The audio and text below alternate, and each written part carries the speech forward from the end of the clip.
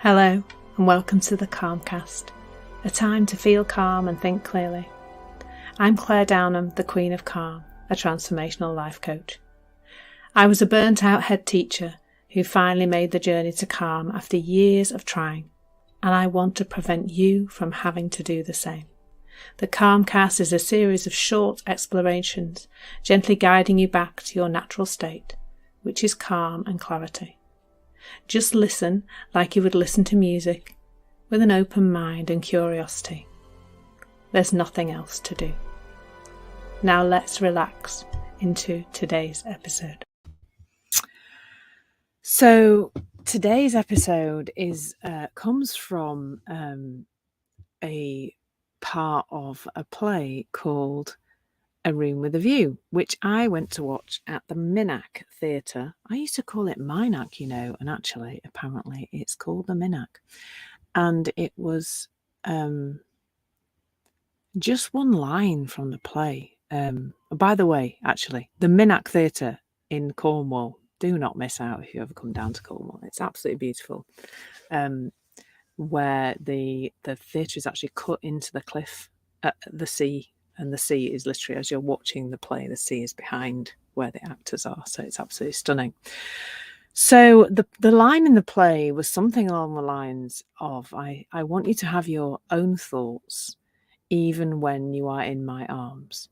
And it was said by the hero, the leading man in the story, I guess you'd call him, to the heroine. And the background of the story was that she was set to marry a different man, but this different man was all in favour of her doing as she was told, thinking like he thought. He was trying to control her, which I'm not 100% sure when it's set, A Room with a View. I'm going to say the 1800s, maybe. It feels very Victorian when you're watching it. But though in those days, of course, women were not really encouraged, shall we say, to have their own points of view. Just realised I've got lots of sun coming in through the motorhome. That's better. You can see me a bit better now.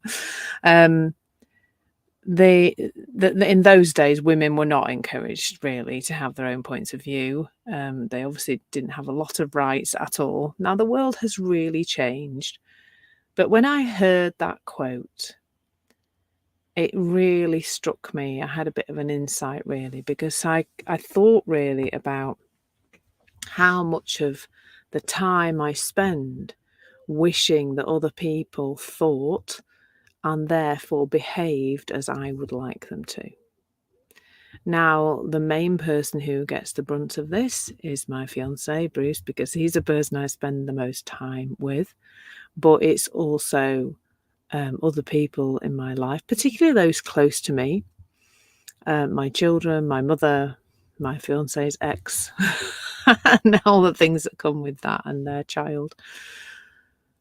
But it's also, I've noticed, just flipping everybody, quite frankly. And if you can relate to this, please do let me know, where it really does look like if those people could just stop being like that, if they could stop thinking like that, if they could stop behaving like that, then I would just have a jolly well nicer experience of life.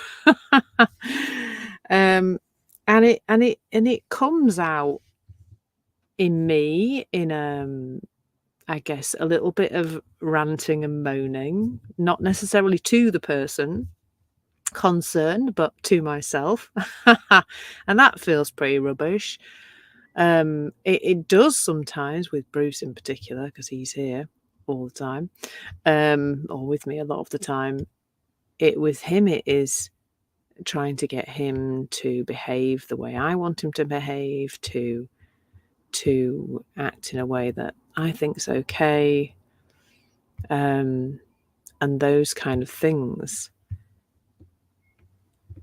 So what's really happening here, it is useful to know, and that is that every single one of us, all 7 point whatever billion it is people on the planet, are all existing in a separate reality. Yes, we're all on the same planet, and yes, I'm sat at a table in a motorhome, which is real. However, how I perceive everything in the world is coming to me via my thinking. And I mean, what just came to mind that is even my self-perception is coming to me via my thinking. But definitely how I perceive other people and their behaviour is coming to me via my thinking. And everybody else is the same. Everybody else is operating exactly the same way. Everybody else thinks and feels and behaves based on their thinking, how they see the world. And the issue is that we don't see this.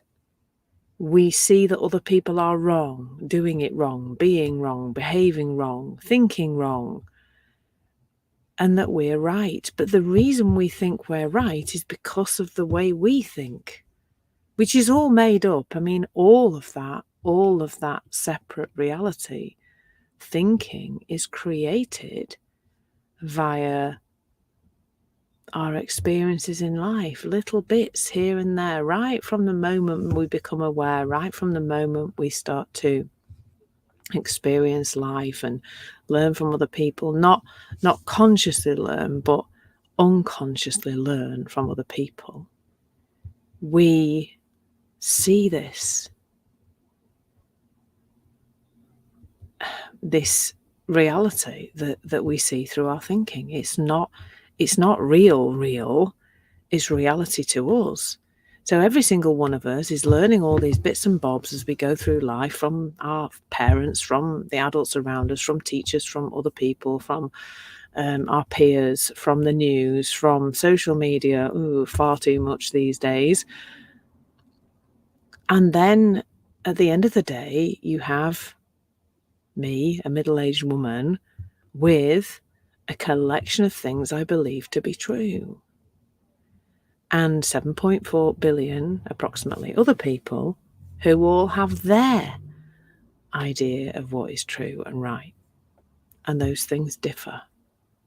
And they can often differ dramatically. I mean, even over the last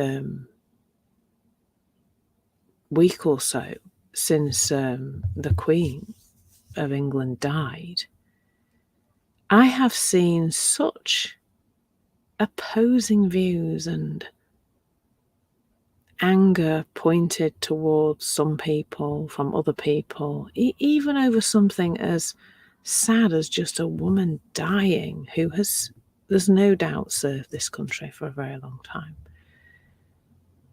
And I found myself going, "What? Why are you doing that right now while a family is grieving about some people's behaviour around this time?" But then I see, well, it's because that's what makes sense to them. It's because that's what their truth looks like. It's because they think that way. And it's the same with people's behaviour. How often do we get ourselves into such a tiz about other people's behaviour? When I talk to my clients, this comes out a lot. Why are they doing that? Why are they treating me like that? Why are they behaving in that way?